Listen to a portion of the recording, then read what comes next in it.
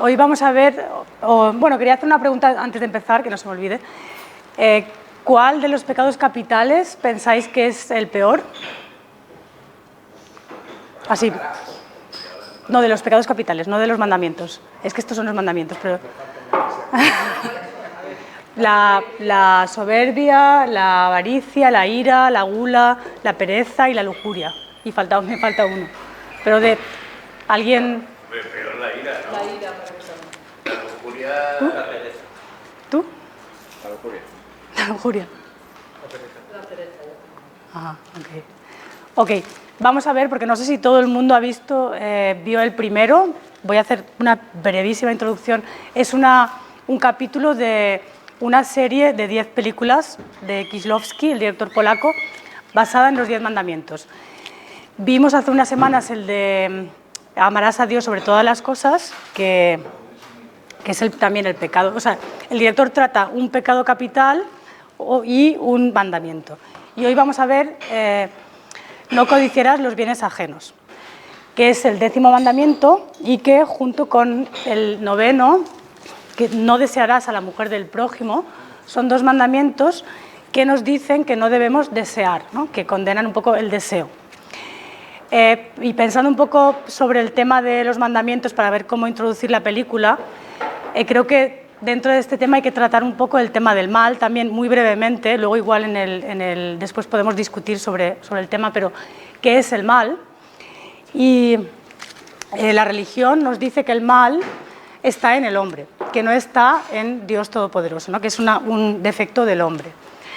Y el mal es la no obediencia o no respetar los mandamientos, y no los respetamos porque tenemos pasiones, que son los pecados capitales, que nos hacen desear y nos hacen infringir, digamos, los mandamientos. Hay que decir también, importante, que como ya no vivimos en una sociedad religiosa donde está Dios Todopoderoso, tendríamos que situar los poderes del momento, que sería pues en cada sociedad los que rijan, pero esto es importante porque el pecado o el mal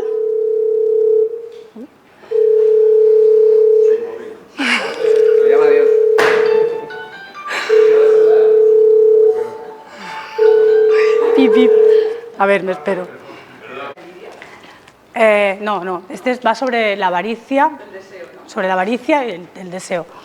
A ver, ¿por dónde iba? Ahora se me ha ido. Hay que situarlo, hay que cambiar Dios Todopoderoso por los poderes del momento. La idea es que el pecado o el mal es algo que solamente puede hacer el hombre y, en el caso de la sociedad secular, el pueblo, ¿no? Es exclusivo del pueblo, es decir, hay como 2 niveles de juicio y solamente podemos hacer el mal a nivel individual y los humanos, y nunca los poderes. Y esto es muy importante, porque si no podemos empezar a discutir sobre por qué hay poderosos que están pecando todo el rato, están infringiendo constantemente los 10 mandamientos y cometiendo los pecados capitales y no reciben castigo. Es que ellos pertenecen a otro plano, ellos no pueden, a otro orden, ahí no está el mal. Sí, pero el debate viene luego. Esto es la presentación. El pecado se supone que es la no obediencia y que viene de un deseo malvado que tenemos que nos lleva a desobedecer. Y además el pecado es relativo, significa que cada pecar es infringir la ley o las normas o los mandamientos, pero cada sociedad establece los suyos, y lo que, por ejemplo, en una sociedad puede ser, como podríamos pensar que matar es como un mal universal, pero en tiempos de guerra, por ejemplo, matar no solo está permitido, sino que además es fomentado, ¿no? O, por ejemplo, la pereza y la gula en época de fiestas también se favorecen, se pueden hacer y no se consideran mal. Incluso la avaricia en el capitalismo no solo no es tan grave, sino que también es parte del sistema, ¿no? Solamente hay un pecado capital, y ahí venía mi pregunta un poco, que nunca se perdona, que por eso en la jerarquía de los pecados capitales y en la jerarquía de los mandamientos, ¿no? que la relación entre mandamientos y pecados capitales es, los pecados capitales son el deseo que me lleva a infringir los mandamientos, ¿no? A no obedecer. Y ese pecado capital, que no es relativo, es el de la soberbia, y el mandamiento es el de amarás a Dios sobre todas las cosas o no tendrás otros dioses, ¿no? Porque aquí está el valor fundamental, que ese sí que rige en todas las sociedades, que es el de obedecer. O sea, el mal al final es no obedecer y el bien, cuando cambian los sistemas, puede llegar a ser el mal. O sea, es como el bien y el mal son intercambiables, son relativos, menos este mandamiento y este pecado. Ahora se podría pensar, ¿no?, cómo liberarnos del mal, cómo nos podríamos liberar del mal los humanos, que recae esa losa sobre nosotros de que somos pecadores. Y aquí decía un escritor, Antonin Artaud, decía que hay que terminar de una vez por todas con el juicio de Dios. Habría que terminar con ese juicio. Pero entonces surge la pregunta que formulaba Dostoyevsky, que es: si Dios ha muerto, todo está permitido. O sea, pregunta.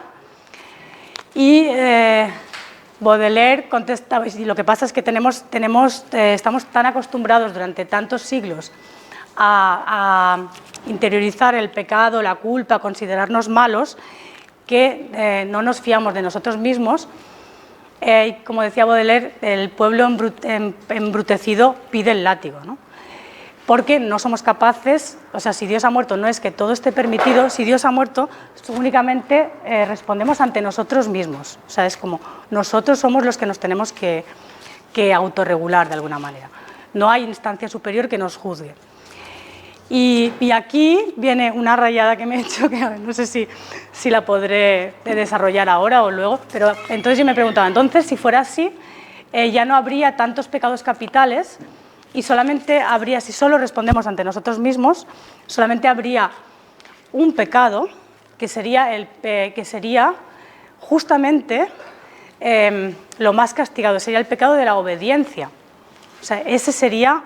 Sí, no sé si se entiende, pero si respondemos ante nosotros mismos, la obediencia sería renunciar al compromiso que tendríamos con nosotros mismos de ser, digamos, nuestro propio Dios y de disfrutar la vida, que es al final de lo que se trataría. Estos pecados capitales, esto es cristianismo puro y duro, tanto catolicismo como... Es que, ¿cómo? Es cristianismo, pero en otras religiones también existen estos pecados capitales. Claro que existen. Por eso decía que eso es lo que hay que preguntarse, pero eso son una constante. Pero ahora, por ejemplo, no estamos en una sociedad donde el poder superior sea la Iglesia. Sin embargo, sigue existiendo el pecado. Digo, en estos últimos años se nos ha machacado mucho también con qué es pecado y cuál es la instancia. Desde el punto de vista de lo moral, no de lo ético, No, esos son valores antropológicos, pero esto lo podemos discutir después. Y luego este hombre que dices tú, este es el homo el supero, el hombre... No, Nietzsche no, Dostoyevsky planteaba. Nietzsche también lo dice. Plantea como el superhombre, claro. Pero, bueno, resumiendo. Sí, no pasa nada. No pasa nada, pero para que no acabemos a las tantas y luego podemos hacer el debate. Bueno, pues si no existe Dios y respondemos ante nosotros mismos, tenemos que, digamos, ser nuestros propios jueces y ponernos...